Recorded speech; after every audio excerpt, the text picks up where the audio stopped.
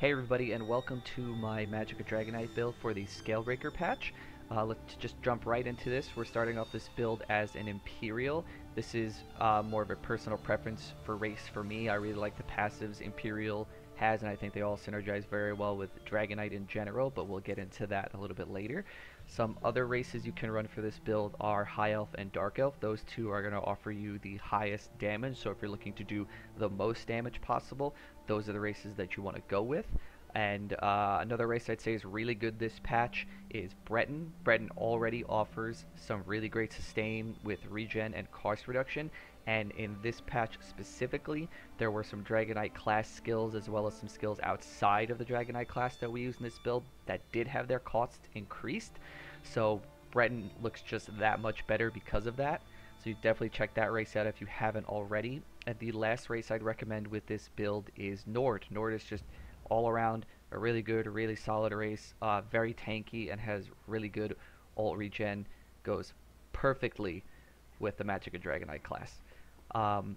So we're running 64 points into Magicka here for this build. I will take a second so you guys can take a look at the stat sheet here. I will be leaving a link in the description to the build editor page for this, so if there's anything you'd like to take a look at in more detail, you can do it there. We are running the Atronach as our Mundus with Tri-Stat Food, and we are not a vampire on this build. So for this build we're doing things a little bit differently. We're running 2 defensive sets and 1 damage set, no sustain set. Our sustain is going to largely come from things like the reworked combustion passive, our Imperial passives, the Battle War passive, Elemental Drain, the reworked degeneration, potions, continuous attacks, resto heavies, things like that. So our first set is Bloodspawn. Really straightforward. This is the best monster set for open world PvP. You get a lot out of this set in terms of defense and ultimate regeneration. Ultimate regeneration ties directly into our sustain. The more ultimate we can generate, the faster we can use ultimates. The faster we can use ultimates, the more we can use ultimates, and that works with our Battle Roar passive to give us more sustain. Our second set is Robes of the Swift. This is actually the core of this build. This is a really good set. If you haven't seen or heard of it before, you can get it from the Cyrodiil vendor in Cropsford. So what it does for us is it gives us a little bit of damage with the 2-piece max Magicka bonus. We're getting a 3 and 4 piece of physical and spell resistance respectively, and then a 5 piece of 10% reduction, damage reduction from players. That 10% damage reduction from players is not tied to a minor or a major buff.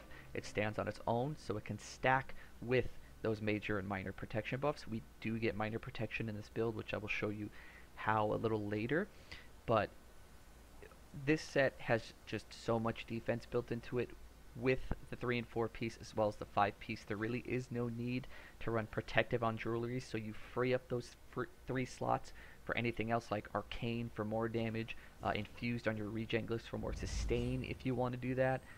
This set is just all around really good, so I definitely give it a try if you haven't before. Our third set is going to be Silks of the Sun. This is, in my opinion, the best damage set you can get for Magicka Dragonknight, and I will explain why I think that a little bit later.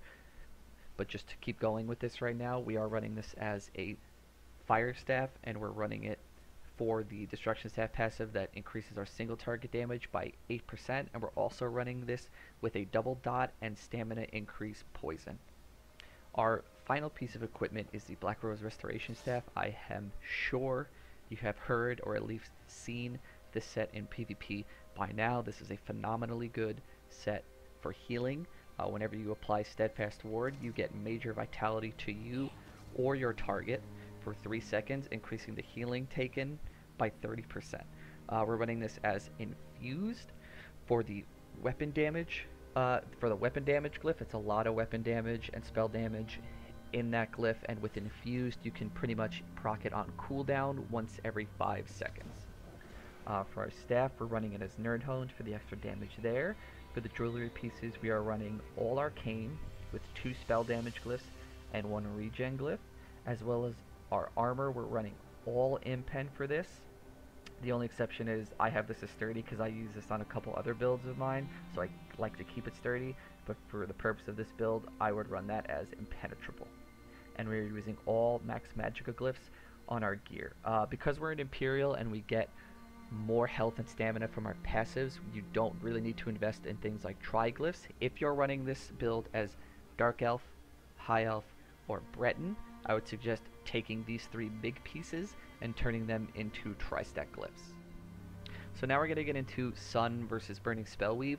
When I initially put this build together, I had put it together with Burning Spellweave as my damage set, not Sun, but I unfortunately do not own a Burning Spellweave Inferno Staff. I have farmed for it for a very, very long time, and I still have not had one drop, so I ran with Sun in place of this until I got that Burning Spellweave Inferno Staff. And the more that I ran this build with Sun, the more I felt like that this was the better choice for this build. And even though Burning Spellweave is a really good set, I think Sun is actually a little bit better, and I'll get into that right now. So just to have some numbers for you guys to start off. At gold quality, with Burning Spellweave's 5-piece bonus and the bonus it gets the spell damage, you get a total bonus of 654 spell damage from Burning Spellweave, whereas Sun, between its 5-piece and the additional spell damage bonus, you only get a total of 529 spell damage. So Burning Spellweave, in terms of raw damage, actually beats out Sun by a total of 125 spell damage. And while this on paper says Burning Spellweave does more damage, Burning Spellweave is an 8-second proc with a 4-second downtime, so it can happen pretty much once every 12 seconds. While 8 seconds is a pretty decent amount of time, you're also trying to manage other things like your weapon and spell damage, glyph buff, armor buffs, all these other things where you might not get to DPS for the entirety of the 8 seconds, and if you're trying to line it up specifically with your weapon and spell damage glyph for the most damage possible, the 8-second window for damage turns into a 5-second window for your most damage possible. And for me, trying to maintain all these things and have them happen and line up perfectly in a PvP situation doesn't always happen, so you get a lot of times where you don't have all of your damage most of the time. And what I really like about Sun is that while it does offer lower spell damage total than Burning Spellweave, it is a consistent 5-piece. You don't have to worry about this 5-piece at all as long as you have this set on. It's just there. You get that additional 529 spell damage at all times. The only thing you really have to manage in terms of more damage is your weapon and spell damage glyph, and even when you don't have your weapon and spell damage glyph up, you're still dealing a lot of damage because of the 5-piece, whereas Burning Spellweave, if both of those things were down, you would actually be dealing less damage than with Silks of the Sun on. Basically what I'm trying to say is that I think the consistency of Silks of the Sun is better damage than the proc and small burst window that Burning Spellweave gives you. The main argument that I've always gotten when comparing these two sets is that Burning Spellweave is flat spell damage, so it also increases your healing, and while this is true, I do think that argument at this point in the game is very much outdated. If we're looking at strictly healing, there have been a lot of additions to the game in terms of healing through things like the Black Rose Prison Restoration Staff. In Dragonknight in particular, we now have Cauterize, which is a really great heal over time. We have a working Coagulating Blood. This patch in particular, we are given the new Rapid Regen, which is now the Magicka equivalent of Vigor. So you put all these things together and built-in class and pulled sources from outside of your class, there is so much more healing available to Magicka Dragonknight now that I don't think that the Burning Spellweave flat spell damage bonus increasing healing is really that relevant at all. You can get by just fine without it. What I also like about Sun over Burning Spellweave is the bonus to health that Sun gives you versus the bonus to spell critical that Burning Spellweave gives you. Sun's health bonus, I think just health is a really underrated stat for damage builds. In particular in PvP, your health pool directly ties into how tanky you are. It's not just about your resistances. The higher your health pool, the more hits you can take, the more damage you can take, the longer you'll survive. And just the past couple months running in Cyrodiil, I have definitely preferred running in Cyrodiil with something like 27, 28, even 29k HP on a damage build versus anywhere from like 24 to 26. I think those numbers in particular are just, at this point in the game, too low. So that's my opinion on Sun versus Burning Spellweave. You might hold a different opinion for me. Burning Spell is by no means a bad set. I just think Sun overall is better. It has more consistency to it, and that consistency leads to more damage than relying on a proc, well, 2 procs really on this build to get your most damage in a very small window, approximately a 5-second window. If you disagree and you would like to run Burning Spell Wave on this build, go right ahead. You totally can. It'll still perform very well. I just happen to think Sun will perform a little bit better on this build. And so for the skills we're running for this set, for this build, we're going to start off with our Destro Staff bar. We're running Burning Embers, Fossilize, Elemental Drain, Flame Lash, and Cauterize, with Ferocious Leap being our ultimate. Burning Embers and Fossilize did have their costs increased quite a bit this patch. I think it ended up being like, for Fossilize in particular, it cost like 1,000 more Magicka than it did last patch for me. Burning Embers was somewhere around 800 cost increase total, I think. Not too crazy, with things like Elemental Drain giving us back Magicka, with things like Degeneration giving us back Magicka and everything like that. The Sustain, there is a noticeable difference in Sustain, but not enough where I'd say that you really need to change anything here. If you were looking to change some abilities around, I'm going to go over that right now. So for Elemental Drain, I highly recommend that you keep this on this build for sustain purposes. It also offers a lot of damage. It's pretty much a free Spinners bonus. It's more than Spinners in terms of penetration, and it gives you the minor Magicka steal, 300 Magicka back every second. As long as you have a dot ticking on the target that has LA Drain on them, that's going to be ticking every second, and it is an effective 600 increase to your Magicka regeneration. If you don't want to run this build, this ability on this build, you can run Engulfing Flames. You'll get an additional, you'll be basically trading off the penetration for the 10% increase damage from flame attacks, which equals out to about the same. They do a little bit damage. LE Drain edges it out ever so slightly, but you do get the additional dot and initial hit of damage from Engulfing Flames. The only thing I would suggest that obviously this ability has a cost, so it is going to put more stress on your sustain, so you should just be not really spamming this ability. You should use this ability when you are 100% certain that it's going to land and put the debuff on the target for you. Flame Lash, I'm running Flame Lash here for a couple reasons. Biggest reason for me is that I really like the heal over time it gives with the Power Lash proc. If you take a look at the tooltips buffed, even last patch, the Molten Whip with its 125 spell damage per stack for 3 stacks, Flame Lash buffed the same way with spell damage and everything, still doing more damage than Molten Whip with its Flame Lash and Power Lash together. Molten Whip is a really good ability. You use it primarily if you just want more immediate upfront burst rather than having to fossilize, whip, and then whip again, or wait for a dodge roll and then whip again so they don't avoid the Power Lash. Molten Whip just gives you like immediate burst. My only issue with Molten Whip this patch is because of the cost increases to some abilities, and usually when you're using Molten Whip, you have Engulfing Flame on the bar. This way you can rotate between Cauterize, Burning Embers, and Engulfing to build the stack rather than just spamming one ability. Though spamming one ability is a good idea and is a lot less Magicka that way. But a lot of people that I've seen like to have Engulfing because they do want that extra source of damage on it as well, and it just fits into the rotation really well. That can cause a lot of stress on your resources. You can blow through resources just building the stacks up before a fight even begins by doing Cauterize 3 times. You blow through your resources keeping the stack up after using it by going through the rotation. So I think Flame Lash is a little bit more resource friendly in this case, so that's another reason I choose to use it over Molten Whip, but ultimately it is up to you. They're both 2 really good abilities. They do slightly different things, but it's pretty much just comes down to preference and playstyle for that. Cauterize, obviously a really good heal, gives you access to Major Prophecy, which increases your spell critical, so you definitely want that. Having that big spell critical bonus is really good, especially on a Magicka Dragonknight, because a lot of your damage does come through dots, so the more often that these dots crit, the more damage you're doing, so just really good, and it's a really, really good heal too. Ferocious Leap, self-explanatory, dunk on him. For our back bar, we're running Coagulating Blood, Protective Plate, Ward Ally, Degeneration, Volatile Armor, and Temporal Guard. We'll start off with Temporal Guard really quick. We don't actually use this ultimate for anything.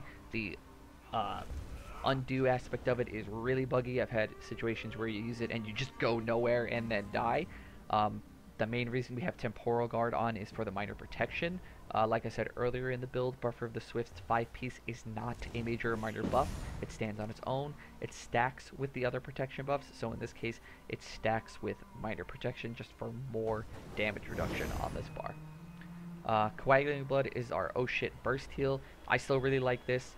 I think it's really good, especially in conjunction with Black Rose Prison Restoration Staff. If you're looking for another heal to try, instead of this, or if you don't really like this ability for whatever reason, I suggest going with the new Rapid Regen. This is actually the reworked Mutagen morph that I have on, so ignore the tooltip. But the new Rapid Regen is essentially the Magicka version of Vigor, where it's going to heal for a similar amount to this over 5 seconds instead of 10 seconds. So it's a crazy good heal over time. And same thing when you use it with Black Road Restoration Staff, it just makes it even crazier. So a really good source of heal over time. You pair that with Cauterize and it's just a lot of incoming healing. Protective Plate, this is our snare immunity. This is our this is our immunity to snares and immobilizations. There we go, got it. This also gives us 50% reduced damage from ranged attacks for 6 seconds, which is really good. If you were to run another ability in this place, I would suggest running the Sigil Order ability, Race Against Time. It does the same thing in that it removes snares and immobilizations and grants us immunity to them. And it also gives us access to Minor Force, which increases our critical damage. And when you have a lot of dots going on a target, the more times that those dots are critting, just the more pressure you're able to put on a target, the more damage you're going to do overall. It's really good. This also gives us a movement speed buff by 30%, which Wings does not. So this is also more mobility in that. The only thing is you're trading off defense from ranged attacks for more critical hit damage and mobility. The two abilities can be used in different places. Like I'll just give an example. I really like using Race Against Time in things like towers, keeps, or in areas that had a lot of trees, rocks, and things that I can use as line of sight. This way you can negate projectile damage altogether by repositioning yourself behind a wall, behind a curve, rock, tree, just some form of line of sight. Where Protective Plate I like using more in open field areas, because you might not have a lot of, well, you obviously in an open field you don't have a lot more sources of line of sight, so you just get that raw 50% damage resistance from projectiles. So that's just an example of different situations to use them in. Just kind of feel it out by kind of what you're fighting that day or what you're running into the most of. If you're not getting hit heavy by Nightblades of bows from stealth, just anybody with bows really, sorcerers, you can safely use Race Against Time. But as soon as you start feeling like you're getting the fucking kitchen sink thrown at you from Magsorks, casting frags, and all the other fun stuff, use Wings. Ward Ally here, the damage shield portion of it was nerfed significantly in this patch. The shield strength is only increased up to 100% instead of, I believe it was 300% last patch, so it is a noticeable difference in shield size, but it's still a shield. It still offers a buffer of damage between your health bar and the damage coming in, so it's still worth using. And specifically we use this because we have the Black Rose Prison Restoration Staff. We use Ward Ally because it guarantees that there will always be a shield on you, so you can always benefit from the 2-piece of Black Rose Prison. Degeneration this patch was reworked into a pretty good dot.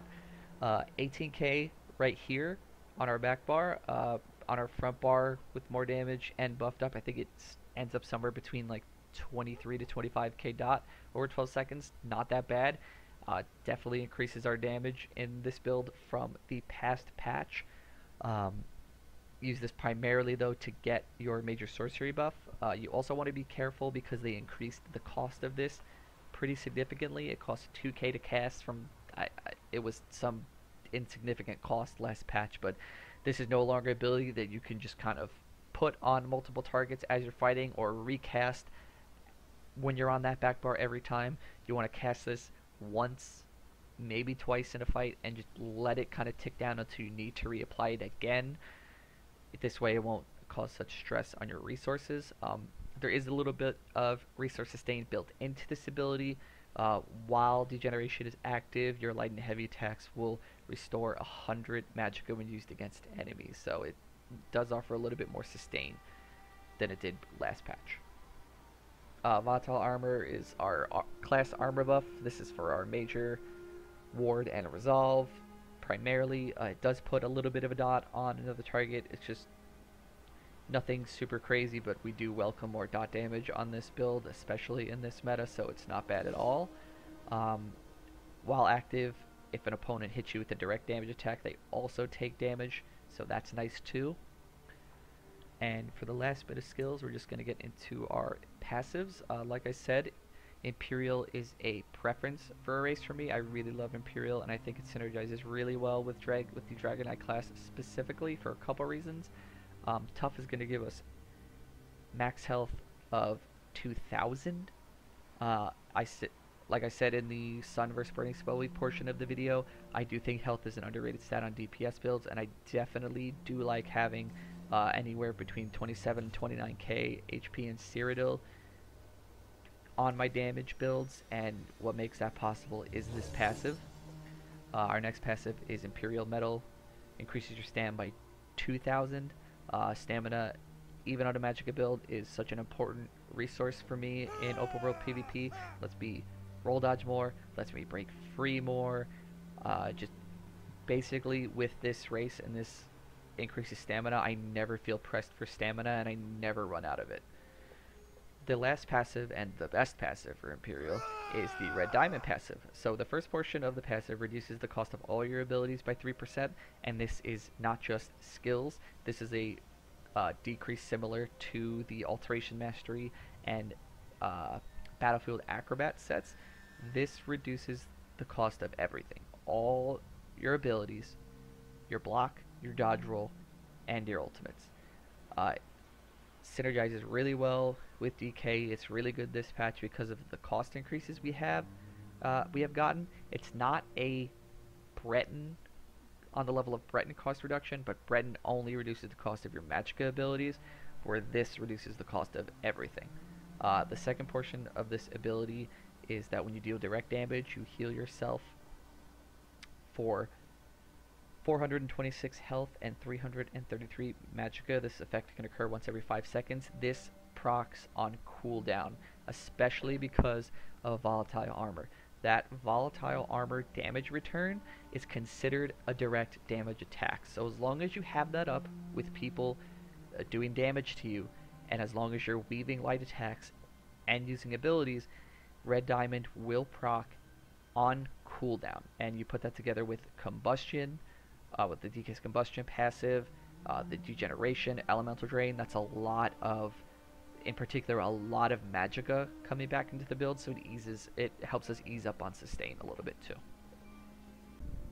So for the final portion of this build video, we're going to go over our champion points. We're going to start with the green trees. I'm running 56 into Warlord and 34 into Sprinter. I really like Sprinter in particular. My primary forms of mobility are using a protective plate or race against time, and then sprinting to create a gap or to reposition myself. So having my stamina cost less during that is really important. So I really do like this passive in particular. Arcanist, 75 points into that. Tenacity, 45 points into that. Going from heavy to light armor, you lose a lot of resource sustain from heavy attacks. So to make up for that, we're going to put more points into this, and our Resto Heavy is our primary form of resource return. It's going to give us the most resource return, so we want to buff that up as much as possible too. 20 into Tumbling and 40 into Shadow Ward. Even though this is a light armor build with Destro and Resto Staff, I still do find myself blocking in some occasions, specifically blocking against burst windows or high damaging abilities, so I do like to have that cost reduction on there to keep my stamina topped off and just make sure it really doesn't run out at all. We are running 32 into Blessed. Another thing when you switch from heavy armor to light armor is that you lose the healing received bonus that that heavy armor gives you. So putting 32 points into Blessed here kind of makes up for that. Makes your healing still feel like you're in heavy armor. 51 into Elfborn, 51 into Spell Erosion. When you combine this with the spell penetration granted by Elemental Drain, you get about 9k penetration on a target, so that's just going to increase our damage even more. This is a really good passive, and I suggest speccing into it. 64 points into Elemental Expert, 72 points into Master at Arms, and if you've ever watched my videos in the past, you know that I do not like this passive at all. In the past, I've said that I don't think this passive is worth it with the amount of CP we had at the time, specifically because you had to take points out of things like Spell Erosion, Elemental Expert, and Elfborn in order to have points to put into that. So you just lost damage to buff your dot damage, which I didn't really agree with. At this point in the game, I think we have enough CP where if you want to put points into this, you can. And if you want to put points into this, I would suggest taking 32 points out of Blessed if you feel like your healing is good enough without it, and then putting it in Thaumaturge to increase your dot damage. This is what most people are calling a dot meta, and we have gotten some new pretty good dots on Magicka Dragonknight in Degeneration specifically, as well as Soul Splitting Trap if you can find a place for that on your build, which I cannot at the moment, but if you can, more power to you. So buffing those is definitely not a bad idea with this CP passive. We're running 56 points into Ironclad, 56 into Resistant, 37 into Elemental, Defender, and Hardy, 56 into Thick-Skinned, and we're actually putting some points in Light Armor Focus this patch. Light Armor Focus and the Armor Focuses and passives in general are things I've been playing around with since elsewhere. You can see here that 28 points provides 2.5k physical resist. On a Magicka Dragonknight, and just Dragonknight in particular, we do have class passives that give us higher spell resistance than other classes, so we're not really too worried about our spell resistance from the get-go. Our physical resist, especially in light armor, can be a little bit low, and they did just rework how bleeds work, where they do a little bit more damage, but they now respect physical resists.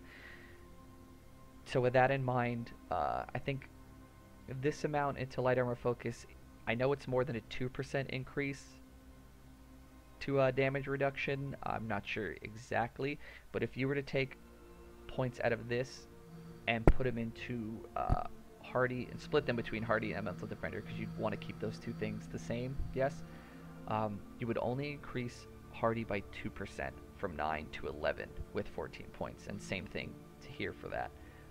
Because our spell resistance is so much higher than other classes, naturally, we're not really too worried about reducing shock, magic, flame, and frost damage any more than we currently are. So this light armor focus increasing our physical resistance is going to give us more defense against all of these things in Hardy, and now including bleed. So I think it's worth it to put some points into this, or at least try it out. I really like this. I like having the higher resists. I think in this build with this CP passive active and your Volatile Armor active, your physical resists is going to sit at I think it's 20k. And I also really like this passive because of the nerf to protective. Even with the resistances granted to us by Buffer of the Swift, that's still nowhere near as much resists as the old protective. I believe 3 protective rings at gold quality last patch gave you something insane like 5.5k resistances, which is more than a major ward and a major resolve buff. Now, I believe after the nerf, you lose about 1,952 resists. So putting points into this light armor focus also makes up for the loss of protective as well. So I think it's worth checking out. If you haven't checked them out, I suggest you do. I really like them, and I think they're really good. So that's the build video, guys. Some closing thoughts on this. If at any point you are having issues with your sustain, because there will be a noticeable difference in sustain on this build from last patch to this patch. There are a couple things you can do. I would suggest changing out the arcane trait on our one Magicka recovery glyph to infused, or the other option is you can pick up vampire. There were a couple things buffed with vampire in this patch, most noticeably the devouring swarm is going to do more damage for you there. The argument against vampire is that you take more damage from flame attacks, which in our case means we're going to get hit harder by siege and other Magicka Dragoknights, which some people take pretty seriously. In my opinion, the disadvantage that you're going to have against one class in particular does not outweigh all the benefits of vampire. You're going to get more Magicka regen and more stamina regen, which is going to be better sustained on this build where you would not have to change any of your jewelry traits. You're also going to get access to the undeath passive. Oh my god. The undeath passive, which is going to reduce damage taken. I believe it's under 33% health or something like that, but basically the lower health you get, the more damage resistance you get, so it's going to make you super tanky in that aspect as well. It's definitely something worth checking out if you're having sustain issues. So thanks for hanging around and listening to me ramble about this build. I hope you guys do give this build a try, and if you do and you like it or you don't like it, just leave your thoughts in the comments for me and I'll respond to all that as soon as possible. Any other questions, comments, concerns you can put down there as well, and I will see you guys another time. Have a good one.